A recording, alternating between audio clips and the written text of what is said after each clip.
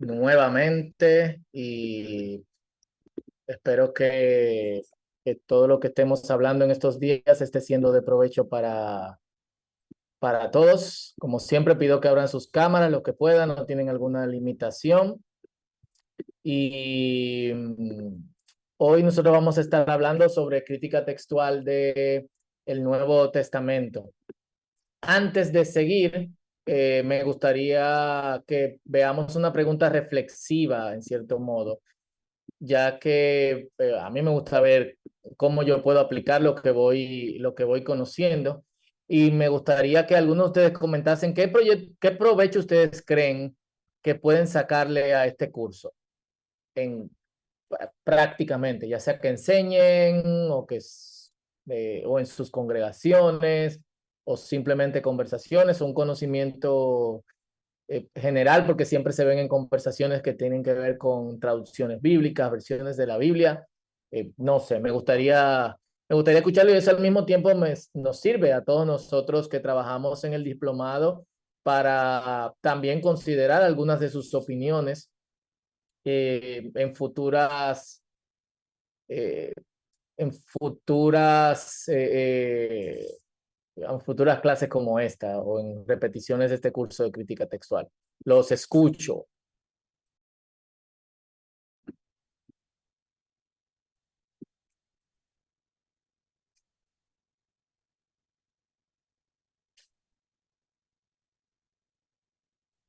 No los escucho.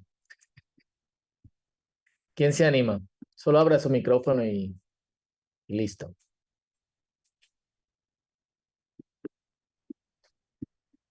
A ver, No, José sí, Antonio. sí, bueno, para mí y yo creo que para todos aquí que estamos, el curso es muy importante, ¿no? Porque nos hace ver la manera y nos reta a tener que estudiar más las escrituras, ¿no? Considerar si lo que hemos enseñado ha estado bien o hemos estado equivocados, ¿no? De hecho, que esto nos ayuda a prepararnos mejor, tener en cuenta que existen fuentes a las que a veces no hemos acudido, no hemos aprendido bastante acerca de, los, de las fuentes, ¿no?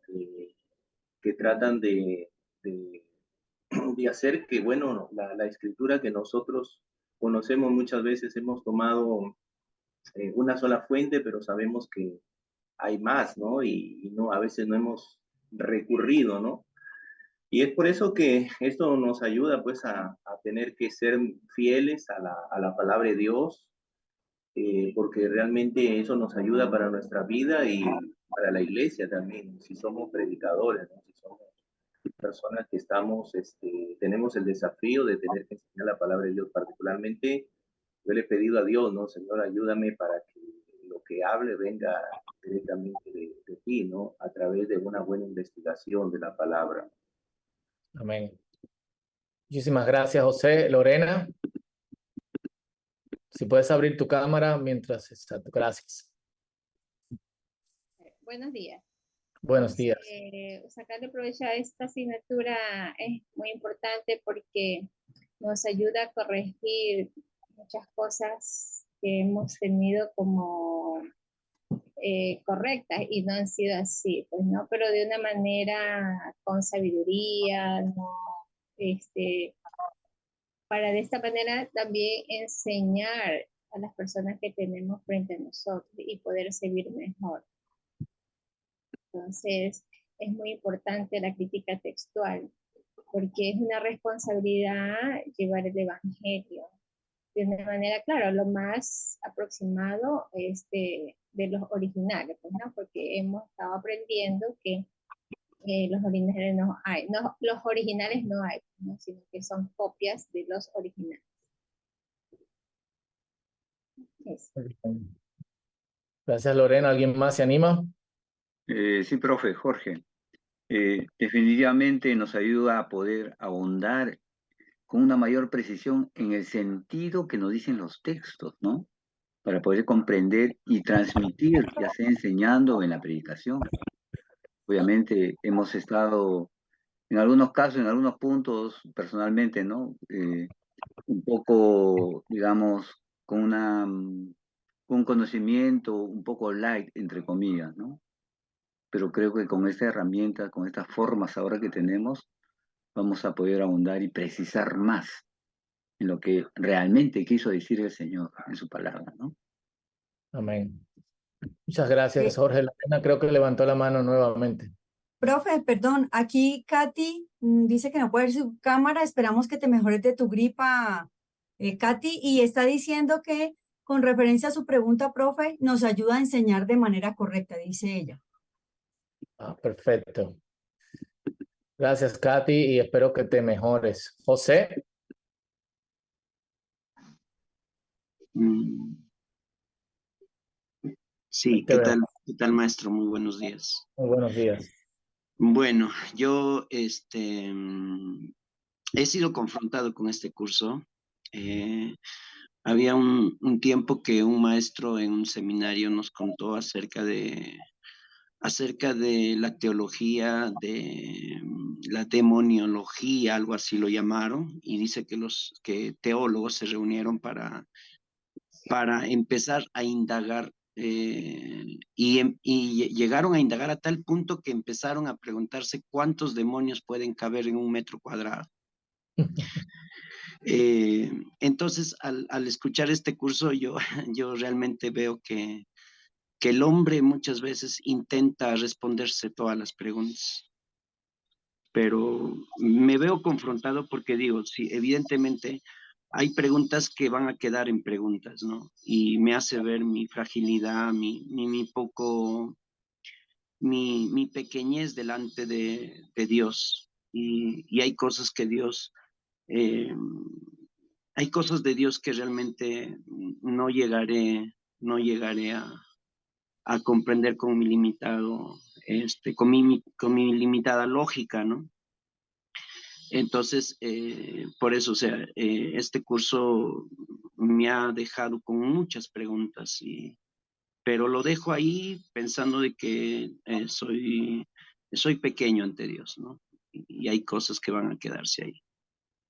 Y gracias, José, por tu honesta participación. Luego, al final del curso, yo vamos a ver algunas formas prácticas de aplicación y cómo pudiese ayudar la crítica textual o cómo ayuda realmente en nuestros ministerios. Y yo los animaría, si todavía no han tomado lenguas bíblicas o no están aprendiendo hebreo o griego, creo que algunos sí por el contexto de este diplomado.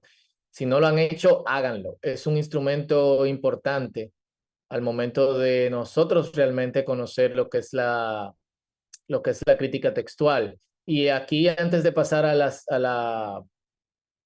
tema principal del día de hoy, generalmente la gente en interpretación se enfoca muchas veces en el conocimiento, en el significado de una palabra.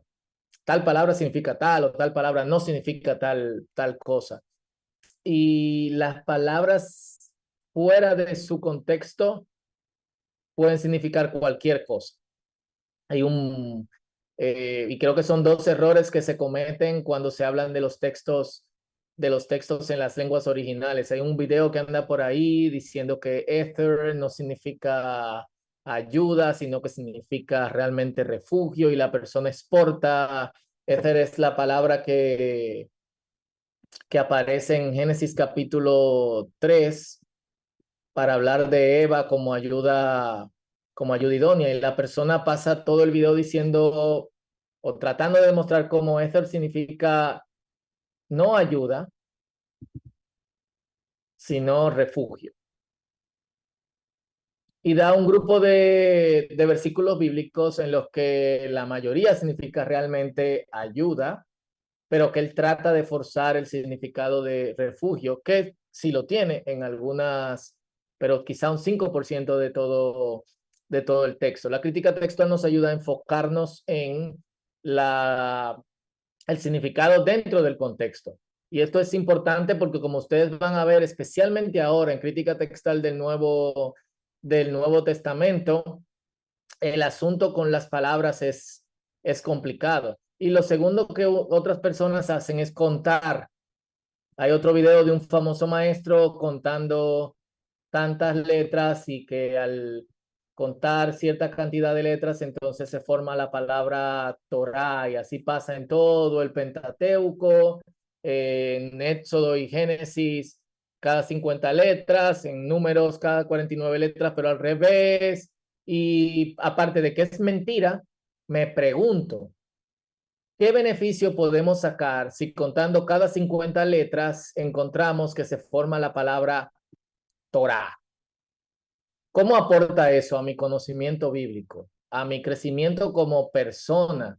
¿Qué clase de Dios quiere que tú cuentes letras para formar palabras y dar un significado, un código oculto que finalmente no tiene ninguna importancia? Y yo le diría que se alejen de ese tipo de vistas fascinantes del texto bíblico y se enfoquen realmente en las problemáticas reales que el texto tiene. Y como decía José, en muchas ocasiones vamos a encontrar ambigüedad. Gracias a Dios, esta ambigüedad no tiene que ver con cosas referentes a la aplicación viva de las escrituras, que es realmente el enfoque real que Dios quiere que nosotros le demos a las escrituras, si son creyentes. Obviamente un no creyente ve el texto como un cuerpo muerto al que hay que hacerle una autopsia. Particularmente yo no lo veo así. No sé si alguno de los estudiantes tendrá esa posición, pero bueno. Hoy gracias por sus participaciones. Hoy estaremos hablando de crítica textual del Nuevo Testamento. A manera de introducción, de entrada le pido disculpas porque vamos a terminar un poquito antes, pero vamos a tratar de agotar todo el material. Lo que vamos a hacer es que vamos a ir de corrido por un poco más de una hora y luego tendremos un tiempo de 10-15 minutos de preguntas.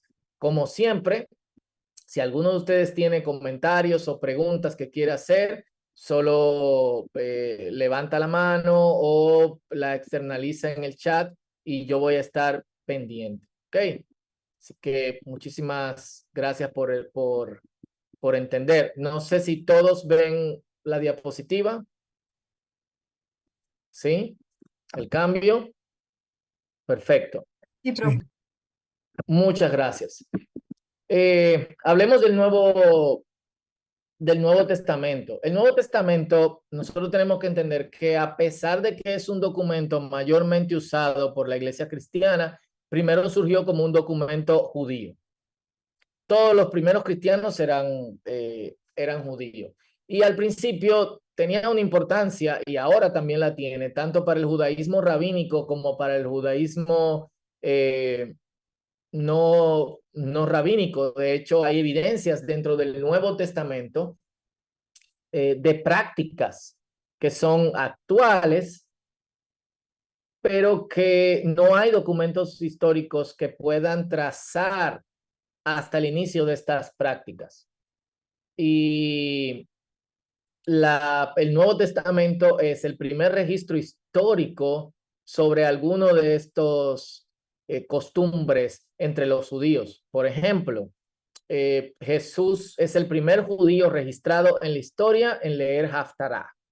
¿Qué es Haftará? Es la lectura semanal que se pasaba junto con los parachás a los asistentes a las sinagogas.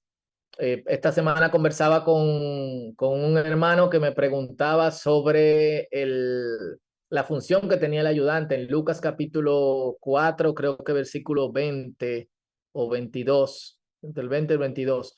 Cuando Jesús lee el texto, a Jesús no se le pasa un texto elegido al azar, a Jesús se le pasa el texto que tocaba en ese día como lectura. Hay marcas, vamos a ver, dentro de los manuscritos que indican cuándo inicia una lectura y cuándo termina una lectura, y esa lectura se dividía entre una sección de la Torá, un salmo o una sección de un libro poético y una sección de uno de los libros proféticos, y es lo que se le pasa a Jesús. Juan el Bautista es el primer registro histórico de un judío que se le pone su nombre en la circuncisión, y Jesús es el segundo registro histórico.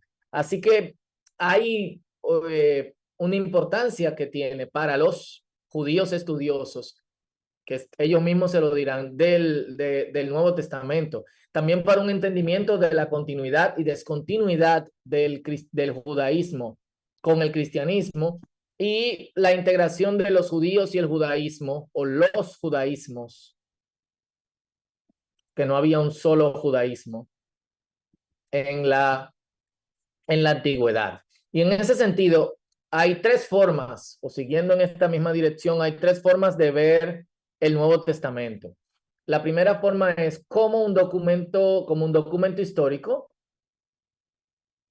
tratando de no imponerle carga teológica. Entonces, hay personas que se acercan al Nuevo Testamento desde este punto de vista, teológicamente, que pienso que representa el mayor porcentaje, que a veces lamentablemente no significa tomar en cuenta el contexto del siglo I, ya sea el siglo anterior o la misma época en que vivió Jesús. En la tradición protestante principalmente, mucha de la interpretación teológica es alegórica y no toma en cuenta esto. Y la forma posmoderna, que es tratando de ver el texto desde la hermenéutica de la sospecha. Son las tres formas principales en que la gente se acerca al texto del Nuevo Testamento. Sea cual sea tu punto de vista, lo que nosotros vamos a ver hoy es que el texto importa. Para nosotros tener la interpretación correcta, necesitamos el texto correcto. Y para nosotros hacer cualquier acercamiento, necesitamos, de hecho, el texto. Y como hemos visto, en crítica textual, trabajamos con los diferentes manuscritos para llegar al urtext. Si recuerdan nuestra primera clase. Ese es básicamente el objetivo. Y en cuanto al Nuevo Testamento, el asunto de hacer ediciones críticas no es nuevo. Editar un texto cuando hablo de edición, es editar un texto usando lo que se consideran son los mejores manuscritos. Como seguro saben, la primera edición impresa de este tipo de Nuevo Testamento fue el Textus Receptus de Erasmo de Rotterdam. La Biblia políglota del Complutense, de la Universidad Complutense de Madrid, fue la primera en terminarse, pero se imprimió años después. Entonces, tenemos este Textus Receptus de Erasmo de Rotterdam, que fue la base, de hecho, para la Biblia de Lutero, para la Biblia también usada por los reformadores suizos, para traducciones de otras Biblias, como también la Reina Valera. La diferencia que nosotros tenemos entre el Textus Receptus, aparte de que en esa época no se tenían ni el 25% de los manuscritos que nosotros tenemos al día de hoy, pero la gran diferencia es que estas no contenían un aparato crítico que indicase las decisiones tomadas y las posibles decisiones que se pudiesen tomar en base a los manuscritos disponibles. Si recuerdan, me permiten rayar en una de estas Biblias, en el texto masorético, que es el que usa la Biblia hebraica stuttgartensia, y ahora los fascículos que han salido hasta ahora de la Biblia hebraica quinta. En estas Biblias, la VHS, que es la stuttgartensia, y la VHQ, que es la quinta, tenemos junto con la Masora Parva, recuerdan que es la Masora que aparece en los laterales y en los manuscritos antiguos, generalmente también en el centro, la Masora Magna, que aparece arriba y aparece abajo. Junto a esto tenemos el aparato crítico. ¿Qué hace el aparato crítico? El aparato crítico nos indica cuáles son las variantes y cuáles son los diferentes manuscritos que presentan variantes. Erasmus hace esta edición y la políglota también, los estudiosos hacen esta edición sin dejarnos saber. Obviamente lo sabemos por documentos externos, pero dentro de estas ediciones no tenemos cuáles son los diferentes, por qué tomaron ciertas decisiones, por qué consideran ciertas lecturas mejores. Y en el caso de Erasmus, y aquí se nota lo brillante que era este hombre, en su caso, en ocasiones donde él no encontraba un texto griego para justificar una traducción que usualmente se conocía por la Biblia Vulgata, estaba en latín, él traducía desde el latín al griego lo que él consideraba era una posibilidad. En el 80% de los casos que hizo esto, acertó, sin tener los manuscritos que nosotros tenemos hoy. Y ese es un valor que nosotros podemos verle a este texto, el Textus Receptus. ¿Por qué necesitamos una edición crítica? Primero, hay una diferencia importante entre la forma en que nosotros disponemos los textos hoy y la forma en que el texto se disponía antes. ¿Ok? Por ejemplo, arriba tenemos Romanos capítulo, todos estos textos son de Romanos capítulo 15, versículo 30. Arriba tenemos el texto desde un minúsculo, un papiro. Aquí tenemos el texto del códice sinaítico. Y abajo tenemos el de uno de los Nuevos Testamentos, de las ediciones críticas del Nuevo Testamento actuales. Como pueden ver, y este pertenece al P46, que vamos a estar hablando de él en un ratito. Lo primero es que nosotros usamos divisiones en capítulos y versículos. No hay divisiones de capítulos y versículos en ninguno de los manuscritos. Esta es una innovación que se agregó en el año 1551 en las impresiones del Nuevo Testamento. Entonces no hay división. Lo segundo es que todas las palabras se escriben juntas. No hay separación. Obviamente hay guías para uno separar las palabras, y si ya uno tiene familiaridad con el griego, logra ver y notar las diferencias, pero todas las palabras están escritas. Entonces, si vemos este texto, una traducción así como rápida, diría: les exhorto a ustedes, literalmente, hermanos. Hermanos está entre corchetes porque de hecho no aparece en el P46. Debería estar aquí. Esta es humas o gimas, como algunos pronuncian. Salta directamente a dia, tú, y a ver, aquí tampoco lo tiene. Entonces continúa, pero todo lo tenemos pegado. Hay una diferencia, una gran diferencia entre la disposición del texto en los manuscritos, en los textos críticos y en los manuscritos de el Nuevo Testamento. Y 3, en los manuscritos tenemos unas 500,000 variantes. Eso solo del Nuevo Testamento. ¿Ok? Unas 500,000 variantes. Luego vamos a ver qué tipos de variantes son y qué importancia tienen todas estas variantes. Quiero confirmar si me ven bien, si están escuchando. Sí, profe. Excelente. Perfecto. Muchísimas gracias. Antes de continuar con hablando sobre los manuscritos, hay un aspecto importante.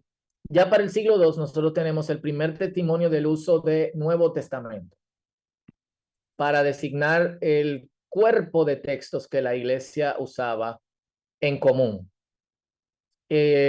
A pesar de que pasarían algunos años antes de que se decidiera que ciertos libros, unos 3, 4 libros que aparecían, no siempre juntos, pero que aparecían en una que otra colección de textos que guardaba una iglesia.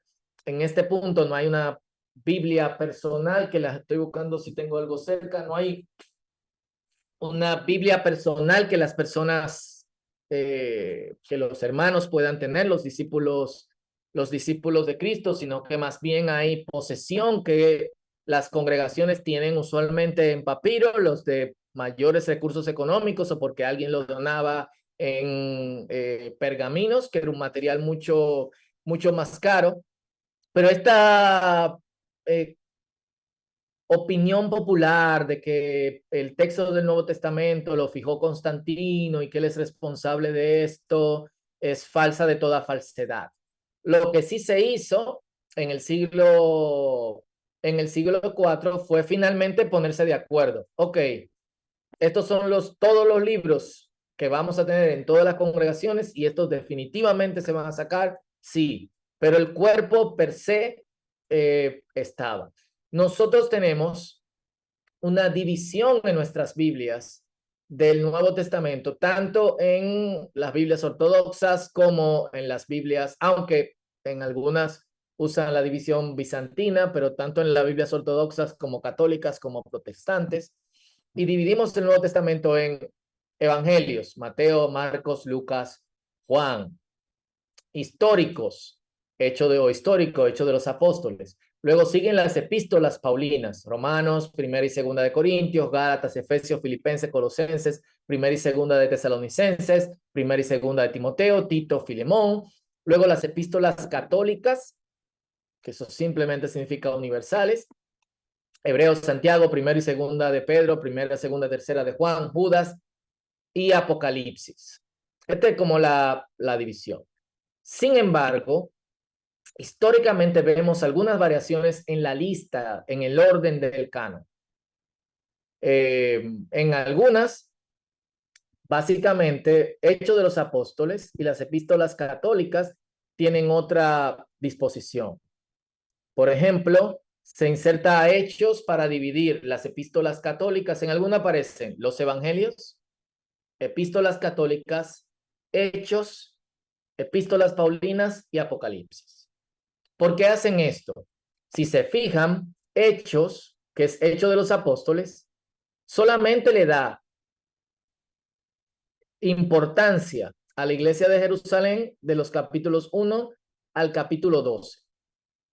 Obviamente hay menciones, pero del capítulo 1 al 12, el protagonista es la iglesia de Jerusalén. Del capítulo 13 hasta el final, el protagonista es la iglesia griega.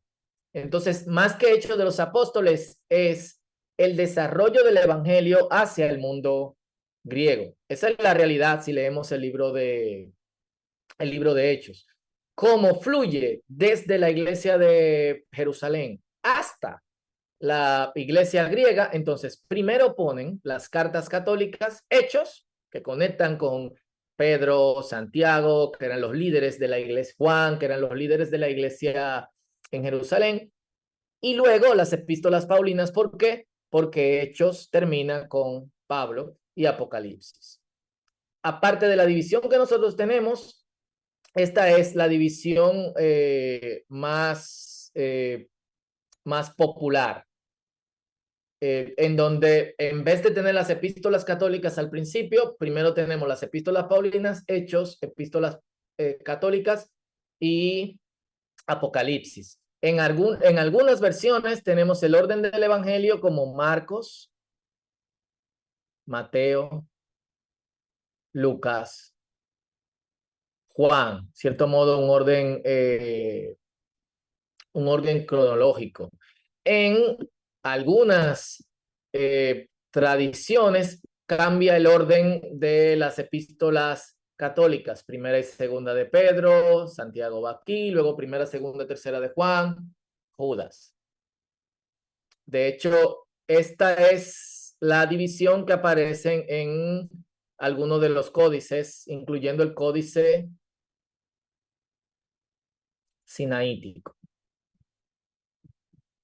Obviamente, nosotros tenemos que entender que no hay, el orden de los libros no fue inspirado. Lo que ha sido inspirado son los libros. Entonces, cuando ya se tiene un cuerpo de textos, y lo vimos en el Antiguo Testamento, ahora lo vemos con el Nuevo Testamento, son los que guían a la comunidad que tiene estos textos como textos autoritativos, quienes deciden cuál va a ser el orden. Y vamos a ver y lo vamos a ver en las próximas semanas, no hoy, pero le voy a traer muestras de nuevos testamentos griegos en donde, con aparato crítico, en donde el orden de los libros es diferente al orden que nosotros tenemos en nuestras Biblias. Y lo hacen por razones críticas. Entendemos que este fue el primer orden y como este es un texto bíblico, etcétera, etcétera, etcétera. Así que eso en cuanto a la división. Tradicionalmente, se consideran que los primeros escritos fueron estos 6 libros. Primera de Tesalonicenses, Gálatas, Primera y Segunda de Corintios, Romanos y Santiago. Algo que nosotros tenemos que entender sobre los libros del Nuevo Testamento es que a la mayoría ser cartas solo tratan lo que le interesaba a la iglesia que recibía la carta. Por ejemplo, la Cena del Señor o la Eucaristía solo se menciona una vez en una carta paulina, aparte de Hechos o los Evangelios, debido a que una de las iglesias, la iglesia de los Corintios, abusaba de la Cena del Señor. Si no hubiese sido por esta situación, los investigadores hubiesen podido suponer que no existía la Eucaristía en el primer siglo porque uno de los apóstoles no pudo escribir tanto y nunca mencionarlo. Ok. Y en ese sentido hay que tener cuidado con cómo nosotros interpretamos la teología y la vida de los primeros cristianos solo a la luz de lo que tenemos en el texto. Ok. Para reconstruir la vida de la primera iglesia necesitamos mucho más que solo el Nuevo Testamento. Necesitamos otros escritos. Lo digo no en detrimento del Nuevo Testamento, sino hablando de la realidad. Obviamente, junto a esto tenemos dos tipos de dataciones. Una datación académica, en donde usualmente se duda de que ciertos libros existen y que de ciertas cosas no fue tal persona que lo escribió, sino que son pseudolibros. Y tenemos una datación tradicional. Ok. Particularmente yo, si bien nosotros no podemos dar una fecha exacta porque la datación tradicional obviamente está influenciada por una fecha aproximada del texto por las evidencias que nosotros tenemos fuera del Nuevo Testamento. Recuerden que parte de los testigos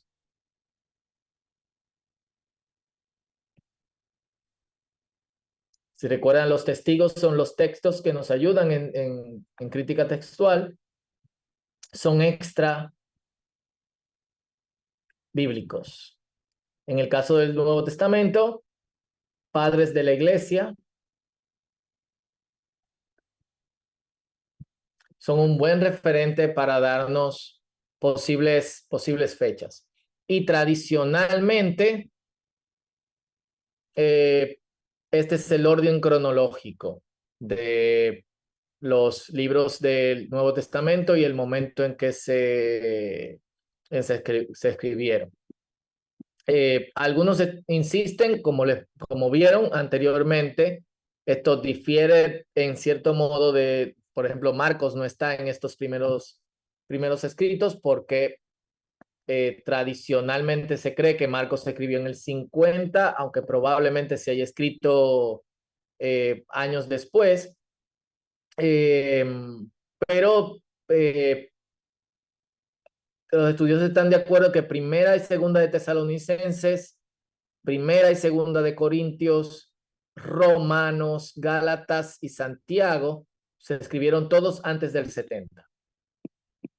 Fuera de ahí, se escribieron después del año 63, 64. Algunos afirman que fuera de estos textos, exceptuando Marcos, algunos afirman, todos los demás son del siglo II menos Apocalipsis y Juan. Entonces van a encontrar diferentes puntos de vista. La verdad es que mientras más manuscritos encontramos, no cabe duda de que todo el cuerpo del Nuevo Testamento se completó para el año 90 después de Cristo. 90, 95. ¿Ok?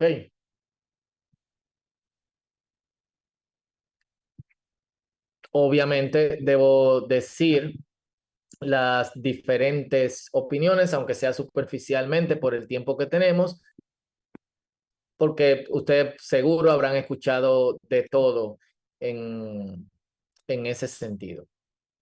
Entonces, los objetivos secundarios de la crítica textual del Nuevo Testamento, digo objetivos secundarios porque ya vimos cuáles eran los objetivos de la crítica textual. Vamos a ver otros más al final de la clase de hoy.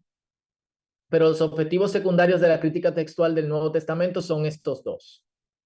Si me permiten leerlo, primero, trazar los cambios de los textos en diferentes lugares y tiempos, para saber cómo era el cristianismo en la época antigua.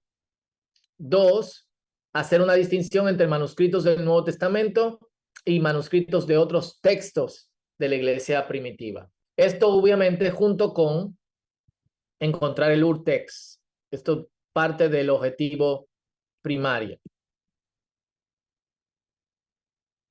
Secundario son esto. Y en esto nos ayudan las versiones críticas. ¿Ok? Esta es de la versión crítica de Nessel Allen. Es Marcos. Y dentro de las versiones críticas ustedes van a encontrar referencias y abajo el aparato crítico. Actualmente se está trabajando en una nueva versión de este Nuevo Testamento, junto también con una nueva versión de el Nuevo Testamento de VS. Y de hecho, una anécdota interesante, uno de nuestros consultores de las Américas y un consultor de Filipinas están trabajando en el texto.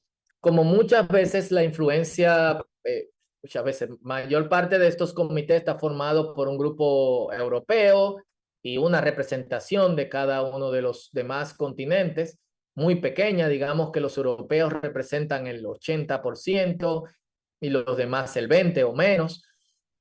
Se estaba hablando de sacar ciertas variantes. Mira, yo creo que ya estas variantes no debemos incluirlo dentro del aparato crítico porque no interesan. Al estar representados Latinoamérica, y este consultor de Latinoamérica conoce un poco de África también, y Asia, en el consultor de las Filipinas, ellos dijeron, no, nosotros no podemos sacar esta referencia a esta variante porque esta referencia a esta variante es importante dentro de nuestro contexto. Así que damos gracias a Dios que estamos representados también en este trabajo. La representación mínima no solamente tiene que ver con que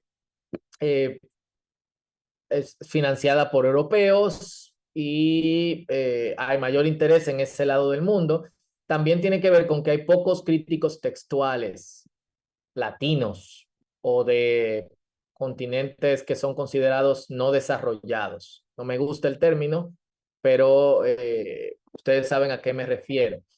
Entonces, yo animaría a algunos de ustedes a que se puedan lanzar porque hay campo. Pueden decir, yo estoy muy viejo, ya estoy entrando a mis 50 o paso de 50 años, o soy muy joven y pienso algunas cosas. Para los que piensan que su edad para contribuir ha terminado, Valera empezó a escribir, a hacer su traducción cuando tenía 50 años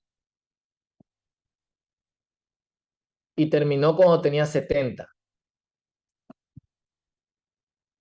O se publicó cuando tenía 70. Su contribución ha influido por casi 500 años al mundo bíblico y obviamente a los creyentes hispanoparlantes. Entonces, sea cual sea su edad y sea cual sea su condición, si se propone, creo que necesitamos más críticos textuales. Cerrando el paréntesis, este es el aparato crítico de la Nestle-Aland. Ustedes van a encontrar aquí las variantes junto con los diferentes manuscritos que, estoy hablando de esta parte, arriba encontramos el texto, quizás debamos de, este sería el texto, referencias y el aparato crítico. Ok. Y vamos a encontrar manuscritos de acuerdo a su tipo, nombre, si son papiros, si son de otro tipo, etcétera, etcétera, etcétera.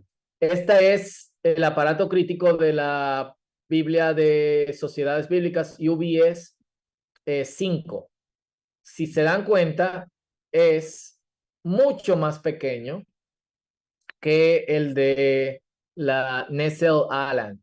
Y es mucho más pequeño porque la diferencia que hay entre se escribe así, Nestle-Aland, que ya va por el número 28, y esta, que es la UBS 5,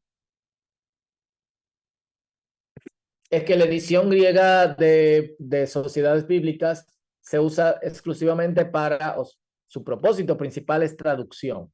Entonces considera solamente las partes del texto, las variantes en el texto que son importantes o relevantes para traducción. Esa es la gran diferencia que hay. Entonces, tomando eso en cuenta, vamos a pasar a algunos de los errores más comunes que se cometen al copiar el texto. Esto aplica no solamente para el Nuevo Testamento, sino también aplica para el Antiguo Testamento. Y si son serios en su búsqueda en la crítica textual, son cosas que deberían aprender. Estos son errores no intencionales que se encuentran en los manuscritos del Nuevo Testamento. El primero es confusión entre letras parecidas.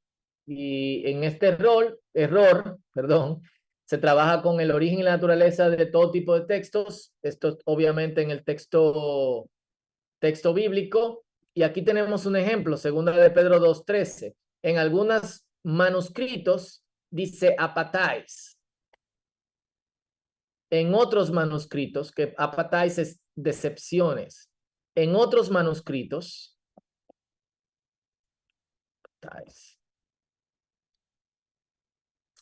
apatáis, perdón. En otros manuscritos dice agapáis. Agapáis es placeres. Apatáis es decepciones. Entonces, como ustedes pueden notar, al ver ambas palabras, se van a dar cuenta que la letra en cuestión es muy parecida. La pi mayúscula tiene esta forma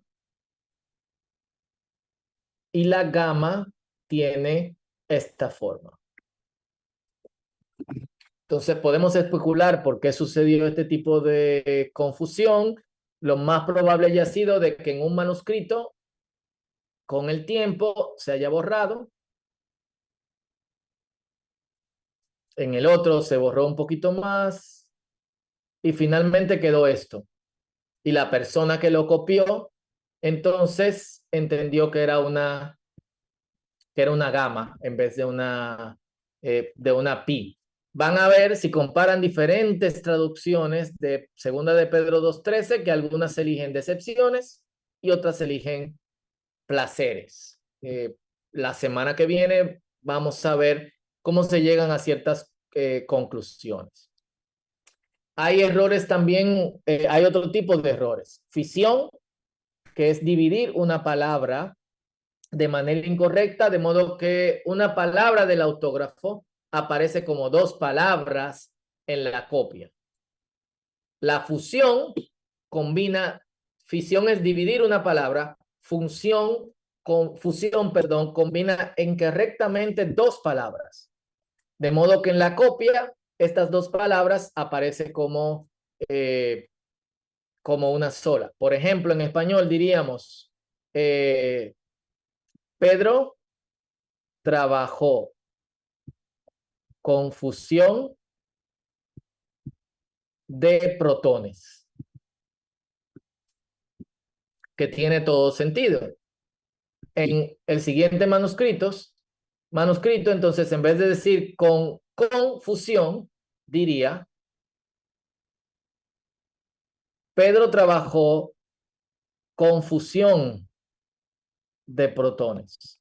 Ya ahí no es con fusión, fusionar protones, si es que esto sea posible, no es el físico. Aquí entonces vemos que se transforma en una palabra, está confundido con los protones.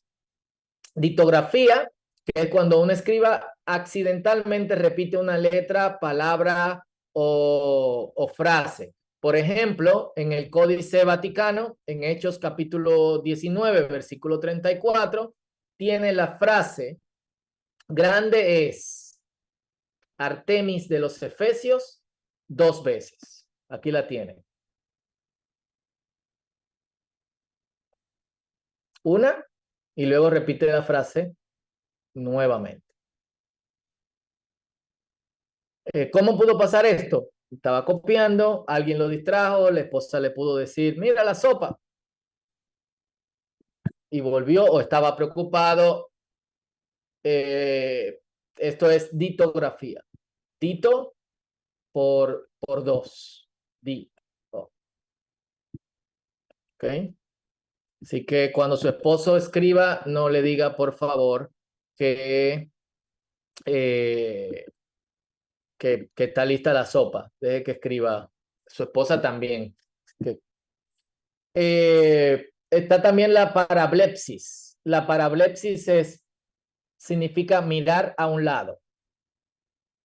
Y esto ocurre cuando un escriba pierde parte del texto, o sea, está mirando un texto, y al mirar el texto, pierde como la línea en donde se estaba copiando y resulta en 3 tipos de errores.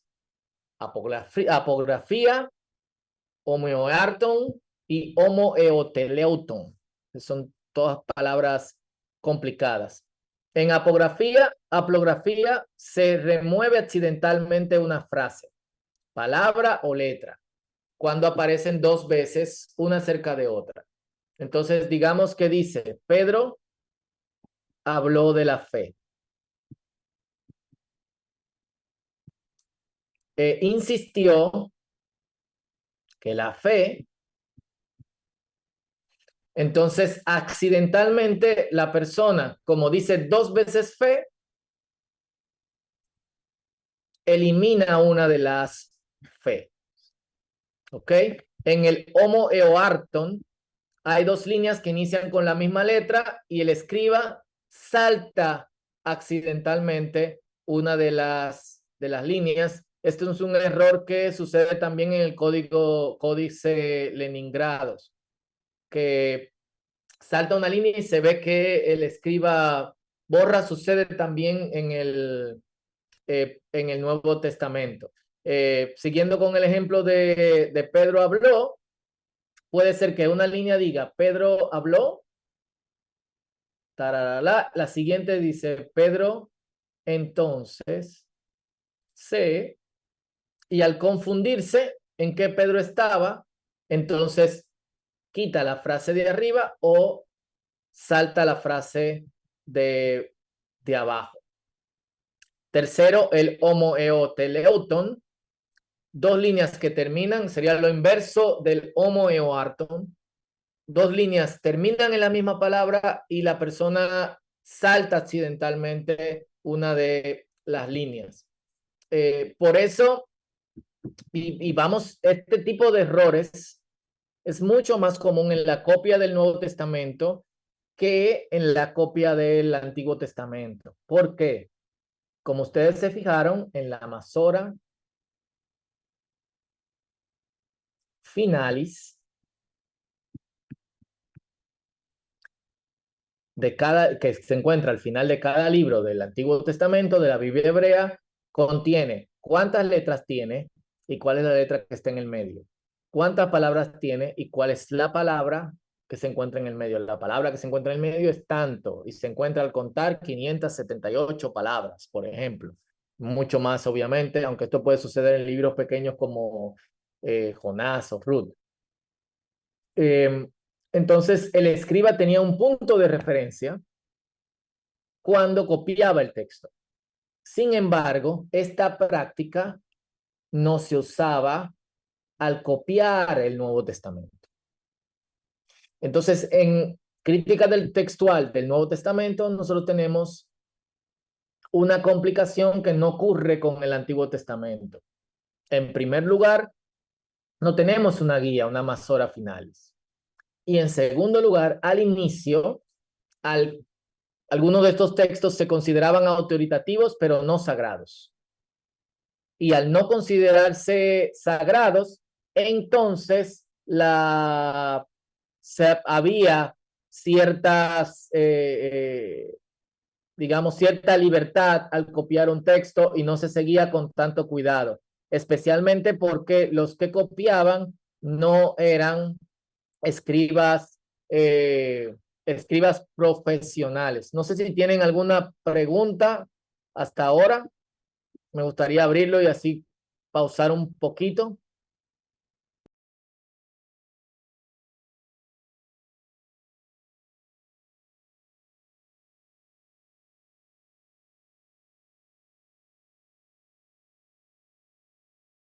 Rodolfo, por favor.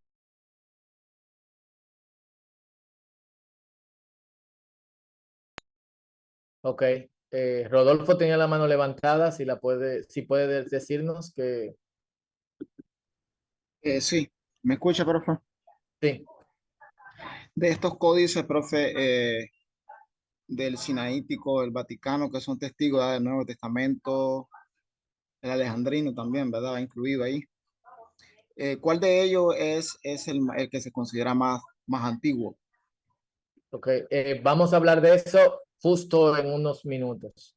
Entonces, pongo tu pregunta en pausa ahí. José. Sí, maestro. He estado viendo que en las distintas versiones de la Biblia ponen los signos de puntuación de manera diferente. ¿Cuál es la lógica o si en el texto masorético hay alguna lógica que indica dónde es punto y coma o dónde es coma? En el caso del Antiguo Testamento tenemos las puntuaciones masoréticas nos dicen básicamente el valor de cada pausa. En el caso del Nuevo Testamento, no. De hecho, no tenemos ningún signo, solamente tenemos palabras que nos sirven como referencia para hacer ese balance de puntuación. Muy buena pregunta. No sé si alguien más tiene otra pregunta. Sí, algo muy pequeño. ¿Eso puede llevarnos a algunos errores contextuales? Mira, yo no he visto en traducción me gusta, en mi estudio personal me gusta comparar varias traducciones. No he visto problemas mayores. Aunque en algunos casos, por ejemplo, en el texto masorético puede suceder bueno, perdón, en traducción del Antiguo Testamento puede suceder que la persona no conozca, traduciendo, no conozca la puntuación usada por los masoretas y traduzca el texto de forma errada. Pasa con Josué capítulo 1. Ahí en algunas traducciones dice, mira que te mando que te esfuerces y seas valiente. Punto. Cumple con los estatutos y la instrucción que el Señor le mandó a Moisés, etcétera, etcétera, etcétera. La puntuación en el texto hebreo sugiere esto. Mira que te mando que te esfuerces y seas valiente para que cumplas la instrucción dada por Dios a través de su siervo Moisés, etcétera, etcétera, etcétera. El esforzamiento y el ser valiente tiene una relación con la Torá y con la instrucción en la puntuación que da el texto masorético. Y podemos encontrar una que otra cosa así, que nos va a dar problemas de interpretación. Pero en la mayoría de los casos no he visto ningún problema de puntuación en traducción. Hay otros problemas, pero puntuación generalmente no. Lorena.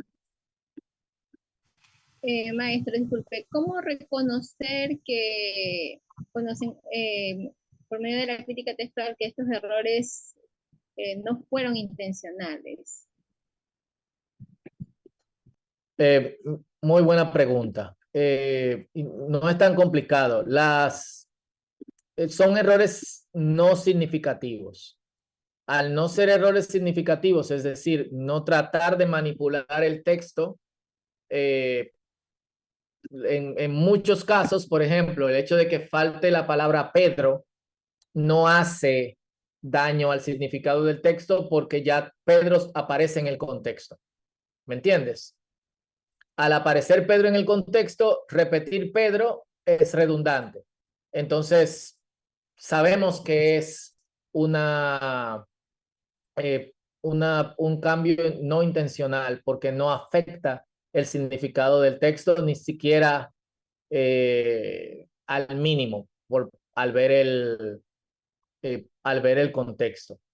Y en otros casos lo sabemos por la disposición de ese texto dentro de los manuscritos. Por ejemplo, cuando vamos a manuscritos más antiguos, cosas que están en el texto dentro de manuscritos más nuevos, vemos que en estos manuscritos más antiguos lo que está se encuentran en notas al margen.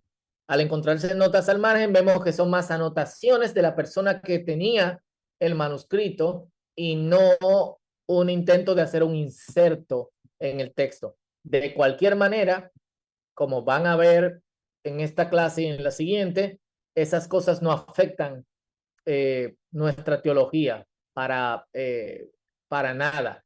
Pero sí, obviamente, como el punto es encontrar el texto, el urtext, nos dificulta un poco saber cuál es el fraseo exacto del texto. Rodolfo, nuevamente. Sí, profe, solo era una inquietud con respecto a la Biblia Sturgartensia con relación a los hallazgos de Qumran. Yo había escuchado un comentario pues, de un amigo mío que el capítulo 35 de Deuteronomio no aparecía, pero no sé si esa información es fidedigna, que como ahora está saliendo la nueva Biblia hebraica que está en proceso de edición, no sé si tú tienes algún conocimiento de eso, profe.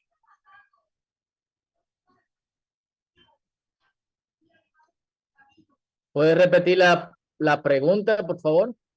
Sí, escuché el comentario de un amigo mío que en un estudio, no sé dónde lo miró él, que el capítulo 35 de Deuteronomio no aparecía en una investigación. ¿Será eso tiene que ver con los hallazgos de Qumran? No sé, con la Biblia que está en edición de la quinta edición hebraica. ¿Qué información tiene, profe? Me desmuteo. Realmente Deuteronomio llega hasta el capítulo 34. Entonces no tengo información sobre ningún capítulo 35. Entonces tampoco hay referencia a capítulos perdidos en el libro de Deuteronomio, ni siquiera en Qumran. Puede haber una versificación diferente, y la hay en algunos textos. No tengo conocimiento de versificación diferente en Deuteronomio en la Biblia hebrea. Voy a investigar a ver si es el caso. Continuamos y luego sigo respondiendo a sus preguntas, que son de hecho muy buenas. Y otro de los errores es la metatesis. Cuando accidentalmente se cambia el orden de las letras en las palabras, hay también sustitución de sinónimos y agregar letras al margen. Por ejemplo, sabemos ahora que este demonio no sale con ayuno y oración. Hasta ahora parece ser este error de agregar notas al margen, que es metatesis, es parte de esto. Algunos símbolos, como les mostré cuando hablábamos de crítica textual del Antiguo Testamento, símbolos que tenían que aprenderse. Estos son símbolos que se usan en la crítica textual del Nuevo Testamento y se usan para indicarnos qué variantes o errores hay. Entonces, en el caso de omisión de palabras, usamos este símbolo. En el caso de transposición, usamos este símbolo. Palabras omitidas en algunos manuscritos. ¿Vieron cuando estuvimos comparando los diferentes textos aquí? Se dieron cuenta que entre braquetas está la palabra adelphoi, hermanos. Entonces, esto indica que en muchos manuscritos no se encuentra, que algunos manuscritos lo omiten. Esta T sobre una palabra o una frase significa inserción. Esto se ha insertado. De aquí pueden ver cómo es el trabajo quirúrgico, o por lo menos de precisión quirúrgica, que hacen cuando se realizan estas versiones críticas. La persona, no solamente las personas, porque es un grupo de personas, en la antigüedad era una sola persona, trabajando tiempo completo todo el día, aislado, no sé si eran célibes o si llegaron a tener problemas matrimoniales, pero es un trabajo que requiere mucha concentración. Y primero tú tienes que tomar lo mejor de cada manuscrito y reconstruir el texto. Claro, esto se hace solamente con el Nuevo Testamento. No hay reconstrucción con el Antiguo Testamento. El texto se deja igual, pero en el Nuevo Testamento sí. Y luego tienen que revisar cada uno de los manuscritos disponibles. En la antigüedad era difícil porque había que conseguir alguien que te transcribiera el manuscrito. Tú no lo podías ver. Imagínense, en el siglo XIX o inicios de este siglo, no se podían ver. O impresiones que quizá no tenían la precisión que uno necesita, la precisión fotográfica. Actualmente, casi todos los manuscritos están disponibles en Internet a alta resolución. Por ejemplo, esta foto de aquí y esta foto de aquí, las tomé directamente de los manuscritos que hay disponibles en línea. y están a alta resolución, transcritos, traducidos y con comentarios. Entonces, eso es una facilidad que nosotros tenemos hoy. En la antigüedad no lo tenían. Es un trabajo pesado. Luego, sustitución de palabra, sustitución de más de una palabra y omisión de palabras. Necesitamos que ustedes, por lo menos, bueno, primero traten de aprenderlo. Segundo, generen una especie de lista porque vamos a tener trabajos para donde vamos a identificar dentro del aparato crítico ciertas variantes. Y para eso necesitamos que puedan manejar estos símbolos. Aquí tenemos una lista de números de manuscritos por siglo. Entonces, de los manuscritos importantes del Nuevo Testamento, esta es la cantidad que tenemos por siglos. Obviamente, del siglo X hasta la invención de la imprenta,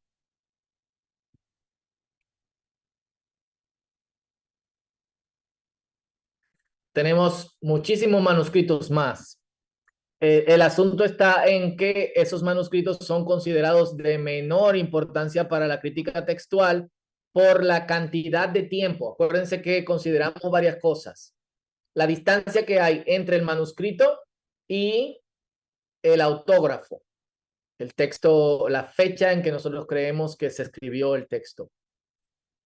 Y segundo, también la cantidad de manuscritos. Entonces, por la distancia de tiempo que hay entre manuscritos del siglo X, siglo XI, siglo XII, siglo XIII y siglo XIV, siglo XV también, entonces, no, de los autógrafos, entonces no son considerados importantes.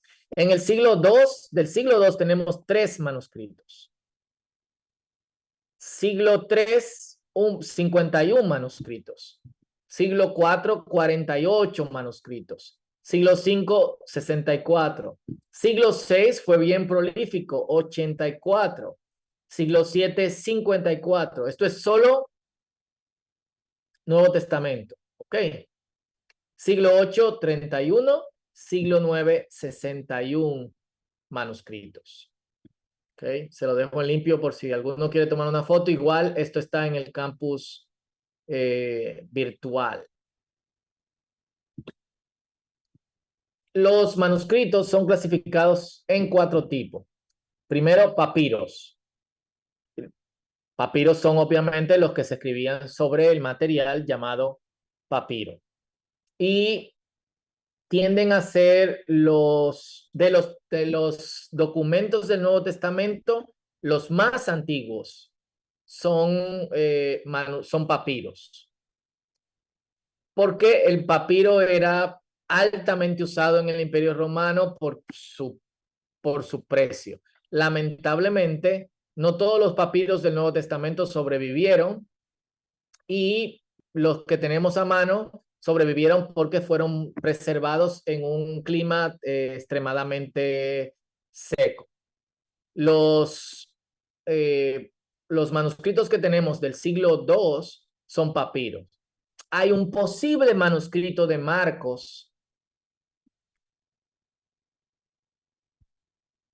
del siglo I, que de comprobarse cambiaría, creo que muchas cosas en crítica textual. Es pequeño, es como el tamaño de una tarjeta de presentación, también es un papiro.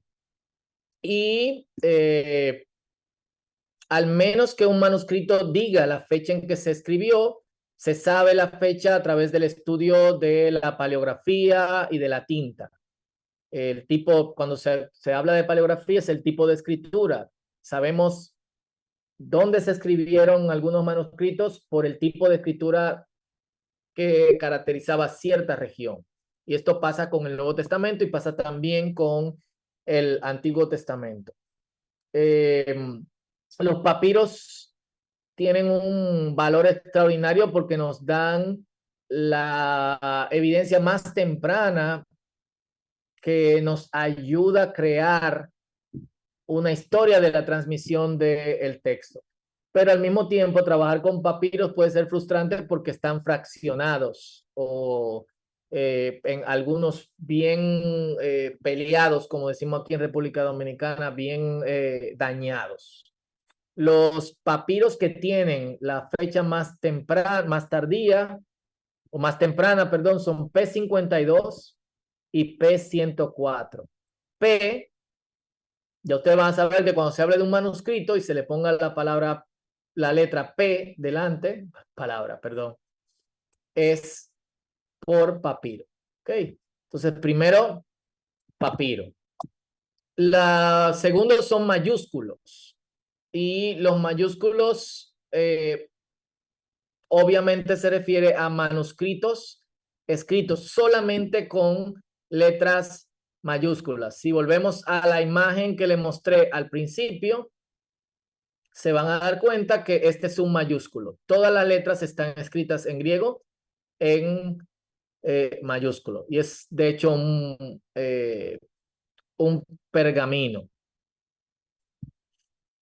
Los mayúsculos tenían todas las letras en mayúsculas y pegadas unas con otra.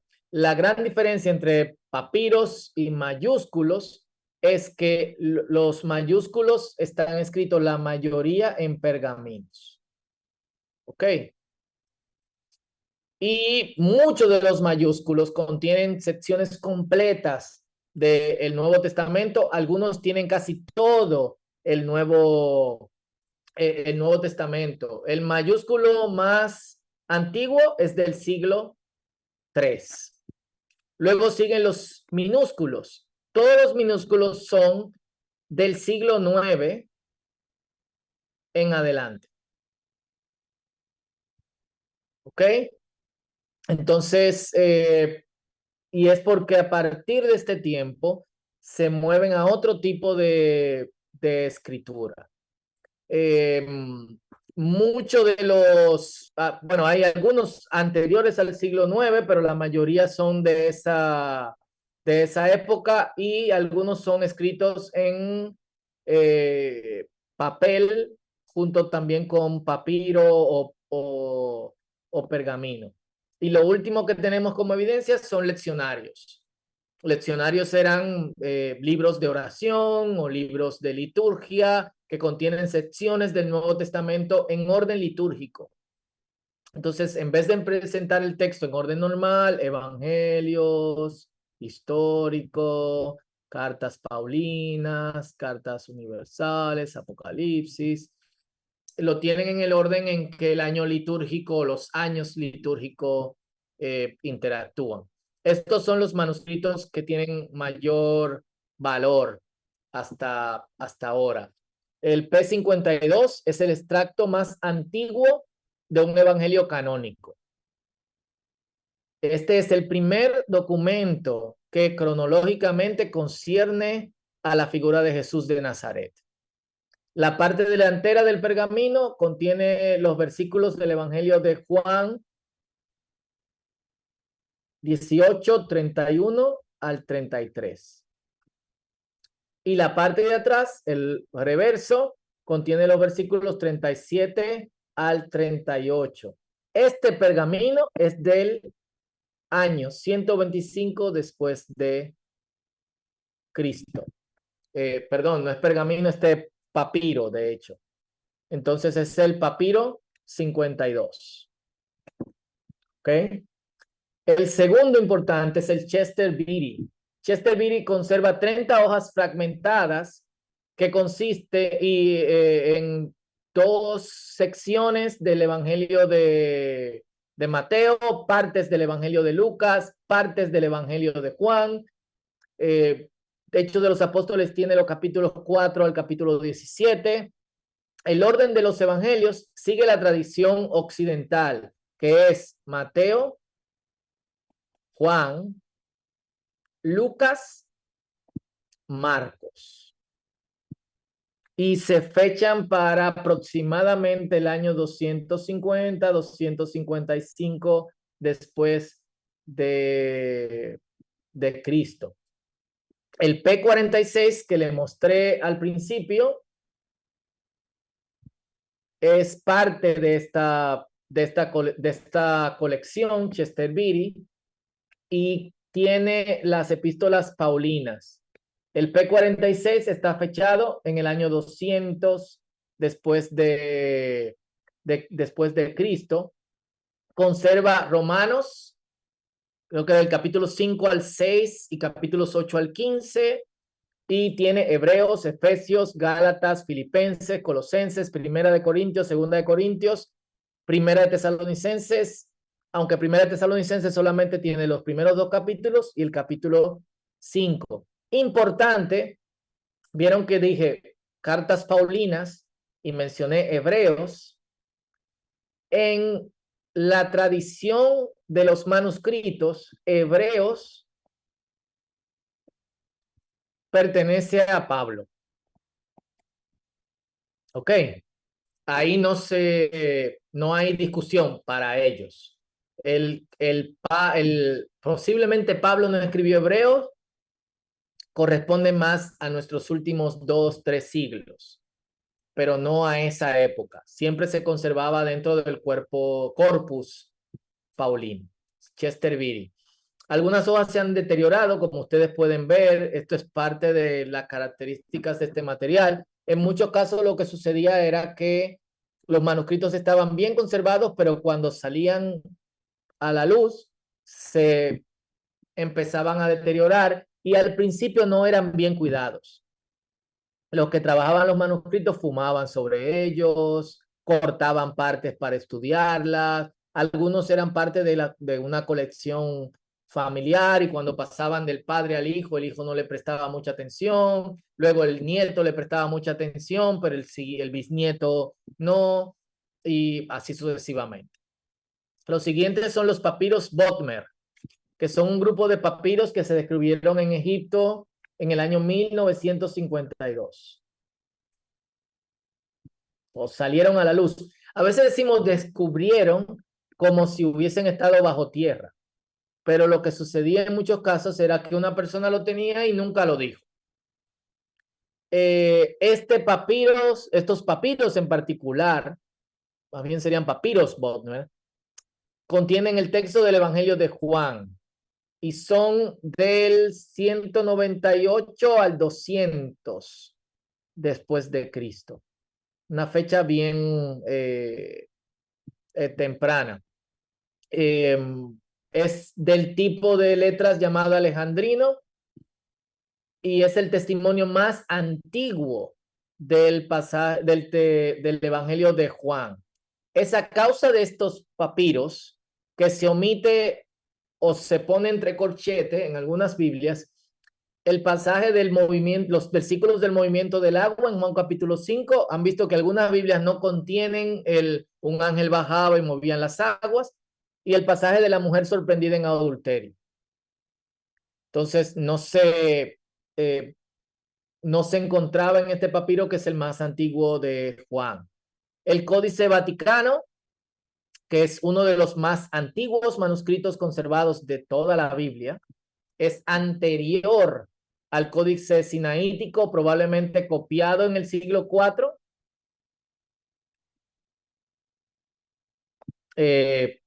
Como el Sinaítico, ambos son del siglo IV, pero este es fue escrito unos años antes. Es griego, con letras unciales, es un mayúsculo como quizás pueden distinguir, y se llama Códice Vaticano porque se conserva en la Biblioteca Apostólica Vaticana. Voy rápido porque mi tiempo se va acabando. Códice Alejandrino, que es del siglo V, que es un manuscrito cristiano de la Septuaginta. Contiene todo el texto de la Septuaginta más el texto griego del Nuevo Testamento. Este es uno de los más importantes. Junto con el Vaticano, junto con el Sinaítico, este es uno de los códices más importantes de la Biblia. Luego el Códice Ephraemi Rescriptus, es un códice del siglo V y es también uno de los 4 grandes unciales. Contiene material de cada libro del Nuevo Testamento, menos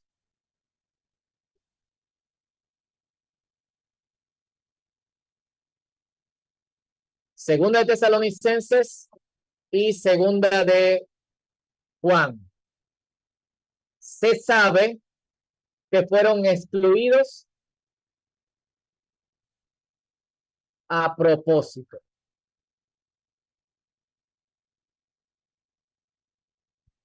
¿Ok? Así que se sabe que fueron excluidos a propósito por la condición en que se encuentra el manuscrito. El Códice de Bezae es otro muy importante y el Washingtonians, que no muestro aquí, que es otro códice de la Biblia completa. Para terminar, me gustaría que veamos cuáles son los 4 tipos de variantes que vemos en el Nuevo Testamento. Pero antes de eso, aparte de estos manuscritos que yo he mencionado, hay miles de fragmentos de manuscritos del Nuevo Testamento que están en revisión ahora mismo y cada vez se encuentran más. Al punto de que pueden comprarse, de hecho, manuscritos en eBay y en otras páginas de internet, hasta por $100. Hace 2 o 3 años, de hecho, principalmente durante COVID, ustedes podían entrar a eBay y encontrar manuscritos certificados del siglo IV, del siglo V, que pertenecían a Juan, o que eran parte de Gálatas, o que eran parte de Lucas. Gracias a Dios, muchas universidades adquirieron estos manuscritos porque luego pasan a manos desaprensivas y no sabemos dónde encontrarlo después. Creo que Rodolfo levantó la mano. Rodolfo.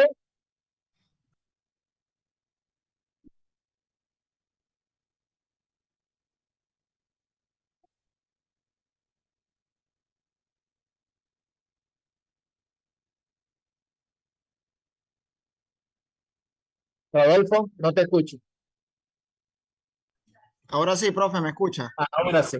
Correcto. Sí, era la pregunta que había hecho, no recuerdo si era en la primera clase de primera de Juan 5:7, pero quiero plantearla de la siguiente manera debido a la información pues, que estamos recibiendo hoy. El planteamiento es de esta manera. Cuando se da el asunto de los arrianos, de la negación, ¿verdad?, de la deidad de Cristo, el tema de la Trinidad, ¿qué sucede primero? ¿Es más antiguo esa propuesta de los arrianos que el Códice Vaticano, cualquiera de esos códices? ¿Qué fue primero? Porque algunos alucen que eso fue agregado por algunos, pues, que no estaban de acuerdo con los arrianos, y otros dicen que lo quitaron porque eran personas arrianas. Entonces, ¿qué es más antiguo, la postura o la antigüedad del códice? Mira, nosotros no podemos valorar la antigüedad de una doctrina o de una posición herética solamente en la datación de un códice, porque como puedes ver, hay muchos códices. Aparte de que hay muchos códices, tenemos papiros que contienen segmentos de esos textos en cuestión y al mismo tiempo tenemos secciones de pergaminos o de otros materiales en donde se encuentra el texto en cuestión que está debatiéndose. Entonces, yo consideraría irrelevante el mover la cuestión a comparémoslo con este texto o comparémoslos con tal texto. Deberíamos de comparar todos los textos que tienen el versículo en cuestión para poder llegar a delimitar una cuestión específica del asunto. Es lo que te podría responder. Para terminar, señores, y luego pasar a un tiempo breve de preguntas, hay 4 tipos de variantes. Y esto es importante que lo sepamos. 4 tipos de variantes del Nuevo Testamento. Primero, hay variantes que son viables, pero no significativas. Hay variantes que son significativas, pero no viables. Hay variantes que son ni significativas ni viables. Y hay variantes que son significativas y viables. ¿Qué significa variante significativa?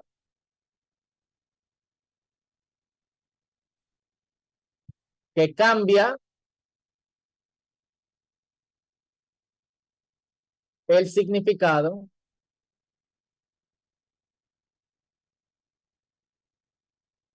del texto.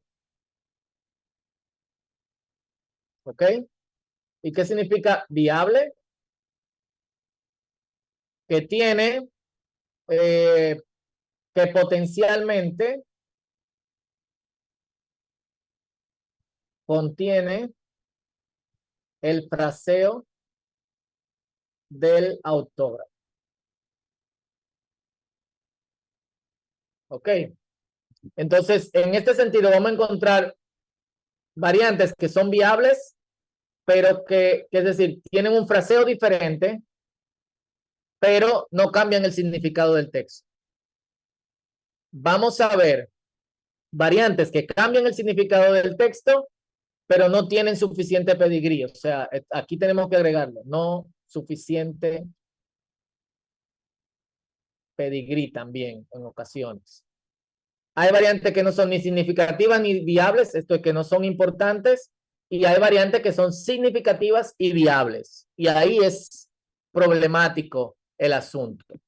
Entonces, las 3 variantes, las 3 primeras variantes, vamos a ponerlo boca más espacio.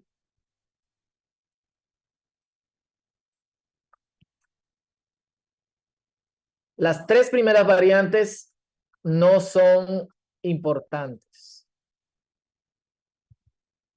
para, no son, no hacen un cambio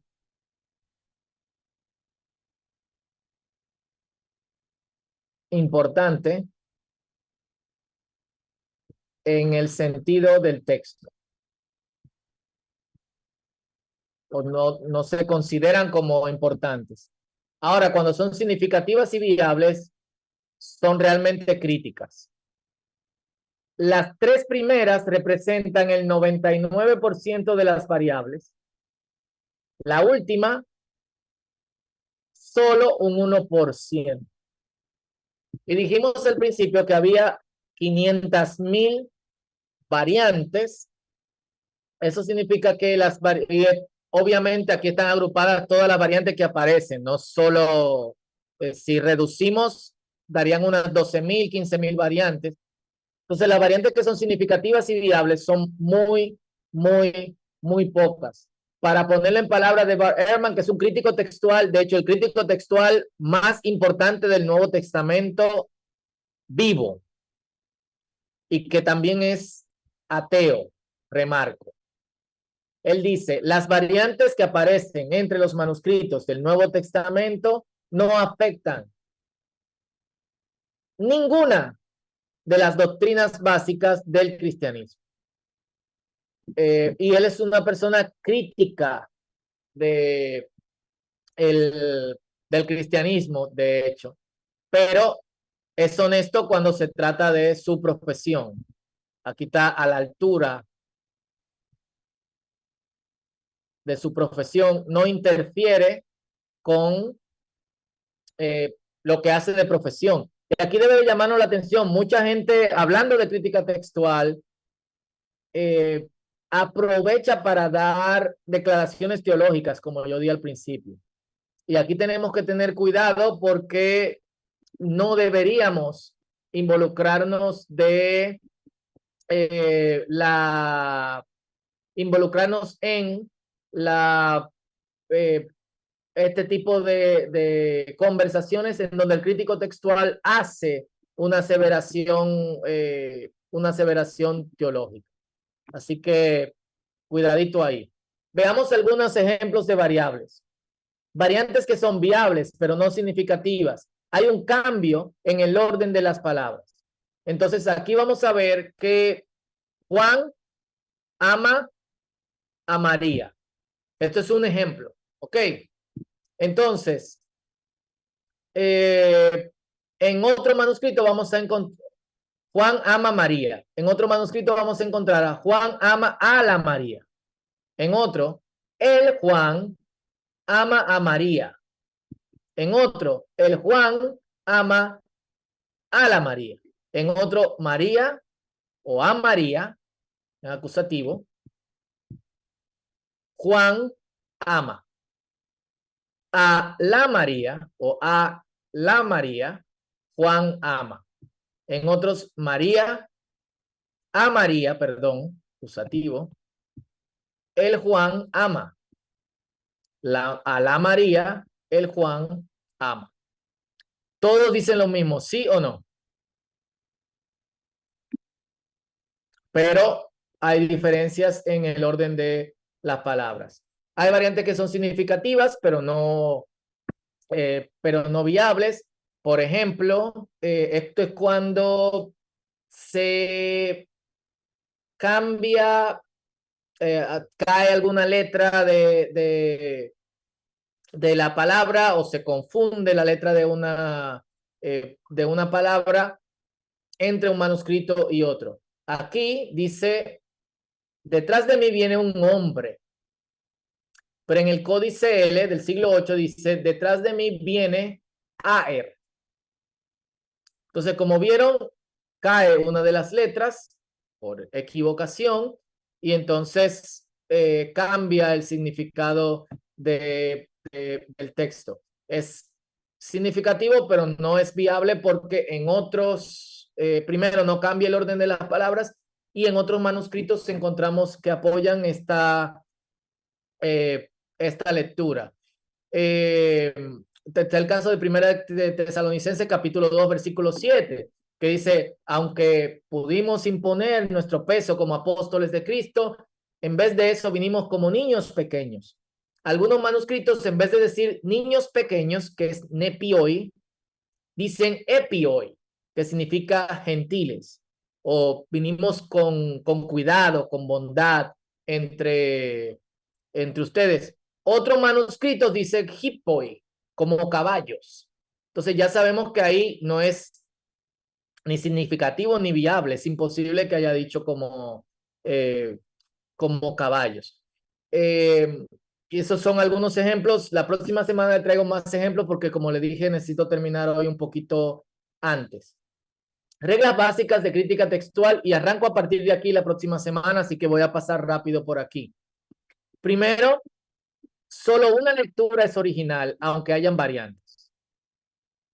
Y tenemos que encontrar cuál es esa lectura. 2, solo las que satisfacen los requerimientos externos e internos pueden ser original. El requerimiento interno es el contexto del texto intratextual. El externo es el extratextual, textos que apoyan esa lectura.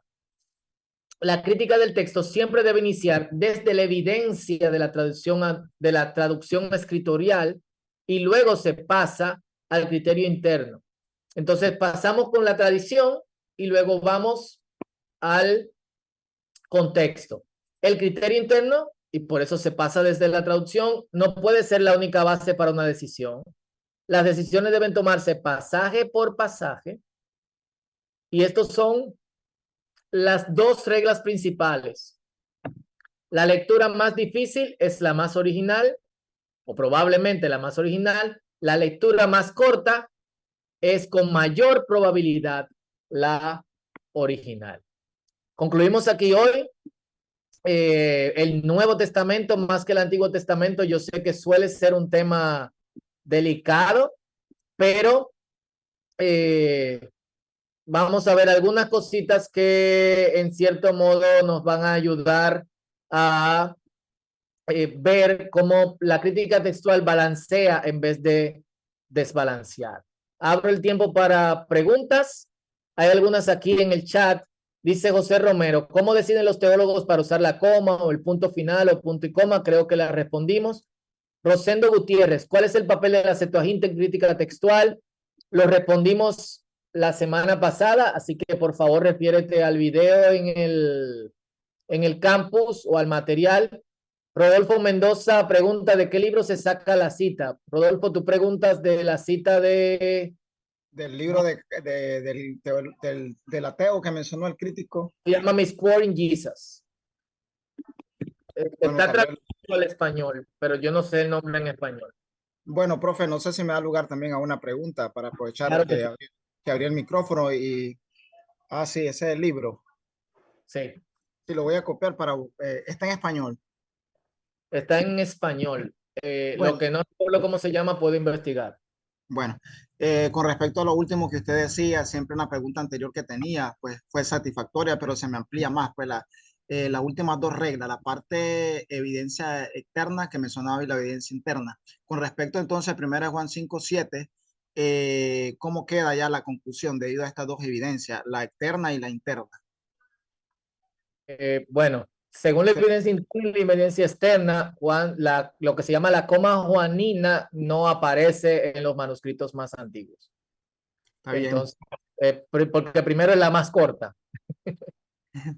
La Gracias. lectura más corta no contiene el Padre, el Hijo y el... Entonces ahí se responde con esa pregunta. Bueno, gracias. Sí. ¿Alguien más tiene preguntas? Sí, profe, algo breve nomás. Igual que Qumran para el Antiguo Testamento, ¿no se ha encontrado todavía algo sobre el Nuevo Testamento? No, igual de la magnitud de Qumran, no. De probarse algunos pequeños manuscritos que se consideran son del primer siglo, serían un gran descubrimiento, pero en cantidad nunca van a superar hasta ahora a Qumran. Perdón, y otra pequeña pregunta de ahí nomás. Muchos, al menos en mi iglesia, algunos hermanos dicen, oye, ¿el Vaticano no tendrá por ahí algo oculto? ¿Algunos nuevos textos, manuscritos? No, no creo. Es más probable que haya manuscritos en posesión de familias o de gente de mucho dinero que del Vaticano. Hasta ahora, como lo que se ha visto, que el interés del Vaticano ha sido que el texto se conozca, ¿no? Que no se conozca. Esta disputa por el texto de la Edad Media ya es diferente al día de hoy.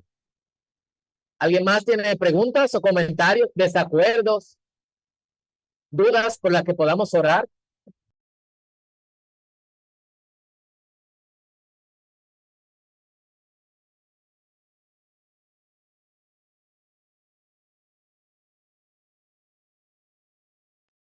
Pues perfecto, hermanos. Profe, Ah, sí, sí. Bueno, yo he estado revisando ahora con el diplomado en el Nuevo Testamento y en Apocalipsis también aparecen algunos, ahí en varios lugares del Nuevo Testamento, así, textos que tal vez no están en los manuscritos más antiguos. la pregunta no la entendí. Sí, no, en un comentario que no solamente el del ayuno y el de 1 Juan 5:7, hay varias partes que hay algunas palabras o algunos textos también que no están en el Nuevo Testamento y que habría que valorarlos, ¿verdad? Sí, así es. La última parte de Marcos no está en los manuscritos más antiguos. Juan capítulo 8 del 1 al 12 tampoco está en los manuscritos más antiguos y otros versículos más. La próxima semana vamos a verlo y vamos a estudiar también algunos problemas escribales. Gente, Dios me lo bendiga mucho. Sigo disfrutando muchísimo esta clase. Gracias por su atención y nos vemos la próxima semana. Paso a Mariam, que tiene el cierre de la clase.